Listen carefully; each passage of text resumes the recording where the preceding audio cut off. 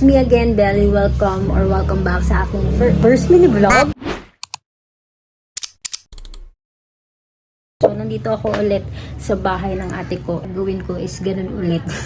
Magre-review ako ulit. Not really review. Magsusulat muna ng mga lectures na kailangan kong tapusin para gawin siya or gamitin yun as a reviewer sa aking mga susunod na 5 araw na walang pasok. Wala talagang pasok eh. Nangungupit lang ako, charot. Ayan, kasama ko ulit yung mga dogs. Ayan, dogs. Hello! Hello! Hello! Ayun yung isa. Yun yung mga cats. Magkakain muna ako, magpapahinga, tapos magpo-proceed ako sa mga kailangan kong gawin sa buong araw na ito. Actually, kahapon, nakatapos na ako ng 1.5 lecture. Tutuloy ko yung kasunod nung lecture na tinatapos ko kahapon. Ako sa nakalagay yung mga charger ko. Tapos may extra damit ako pang alis. May mga pouches, may mga laman yan na. Mga pang ano ko sa katawan ko, sa mukha, whatsoever. Hindi ko napapakita noon. Ano yun, siniswerte kayo, charot. Alam niyo ba guys, pumili ako ng ano. Ito yung para sa brains. Nangihina na yung brains ko. Ito siya, yung memory gold. Yan yung iinumin ko ngayon, umaga. Kakain muna tayo bago uminom ng meds. Mag-watch muna ako habang para na masulit-sulit ko yung konting pahinga na meron ako sa umaga. Kasi sa totoo lang guys, kapag katapos ko kumain, like yung pagkatapos ko talaga kumain, ulit-ulit, tapos ko kumain, diretso na ako, like review, walang pahinga, mga ganun. Kaya ngayon pa lang sinusulit ko. Doon kasi sa bahay, ganun yung ginagawa ko. So yun, habang kumakain, manonood muna ako ng mga gusto kong panoodin, di ba? Sayang naman. Pagkatapos kumain, nagsimula na nga ako magligpit. Mabilisan lang yung ginawa ko para naman agad ako matapos at marami akong magawa. Ginawa ko lang yung mga kailangan kong gawin at tapusin sa labas. Para naman hindi na ako pabalik-balik at sayang naman kasi yung mga nasasayang na oras. Nag-edit na ako ng aking video. Promise, ine-edit ko na. Pwede na! Para naman ma-upload ko naman na yung susunod na video. Hindi yung vlog ako ng vlog. Mapuno na lang yung ko, cellphone, no? Wait lang. Kinukuha ko yung ballpen kasi magsusulat na ako. Nakainom na pala ako ng Memo Plus ko.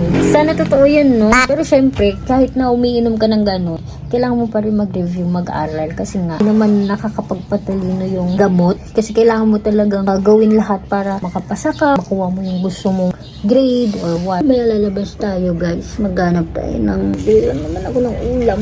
Tsaka mga other foods. Para bang nagre-review ako, hindi ako gutom.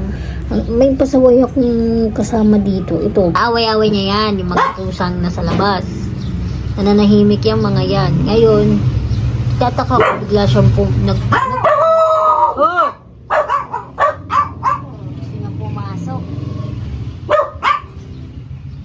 Na ako saglit para bumili ng ulam. Nagsimula na nga ako maghanap ng nagtitinda ng lutong ulam. Kaya rin naman magluto, kaso lang kasi hindi ko gamay yung mga alaga ni ate. Baka mamaya biglang sakmalin yung niluluto ko. Dinala ko na lang din yung barya-barya ni ate para yun na yung mismo pambayad ko sa bibilin kong pagkain ko. Mabilis lang naman ako nakauwi. Dahil gutom na, kumain na kaagad ako.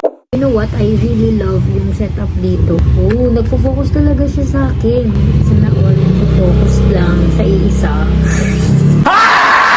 Gusto ko yung ganyan, natural light. Kasi sa bahay, sa kwarto ko, wala kasing bintana. So, saradong-sarado lahat. Hindi ko alam kung nakikita tayo sa labas. Pero baka sabihin nila, baliw ako nagsasalita ng kung ano.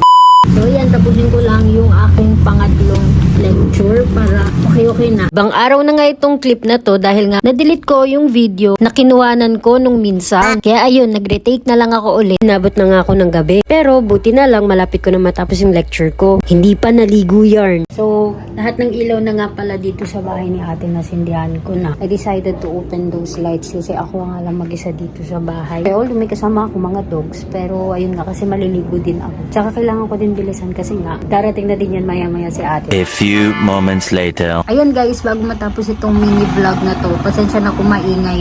Ang ingay, Diyos ko. Malapit lang kasi sa daan yung bahay ni ate. So, bago nga matapos itong mini vlog na to, ito yung mga masasabi or mapapayo ko sa mga kapwa ko magte-take ng board exam and also sa mga mag-exam ng kahit anong exam dyan. Na syempre magdasal ka. Yun nga, maging maayos yung buong araw mo na to sa pagre-review. Pagdasal mo yung kalusugan mo, ipagdasal ipagdasal mo din yung makuha mo yung pinapangarap mong lisensya. Papasa mo yung mga exam na iti-take mo sa taon na to. Second is matulog kayo ng sapat. Talagang kompletuhin nyo yung tulog nyo kasi una sa lahat, mahirap na, alam nyo yun, kapag kulang yung tulog nyo. At kasi guys, kulang yung tulog nyo, mahirapan kayong makapag-review. Mahirapan kayong maintindihan yung mga inire-review nyo. And syempre, para hindi kayo lutang, always remember na iwasan yung magkasakit. Naman is yung wag mong kakalimutan or wag mong hayaan na hindi ka makakain. Isa pa na pinakamahalagang kailangan yung gawin is matuto kayo magpahinga. Kung gusto nyo matulog, edi matulog kayo. Kung gusto nyo maglaro, edi maglaro kayo. Magbigay ka din naman ng kahit konting oras sa paglilibang mo sa sarili mo. Hindi yung puro aral, puro review. Ayun lang. Kung may mga hindi pa ako nasabi, I think sa description ko na lang sasabihin yun. Ayun lang. Kita-kits sa susunod na mini vlog. Bye-bye!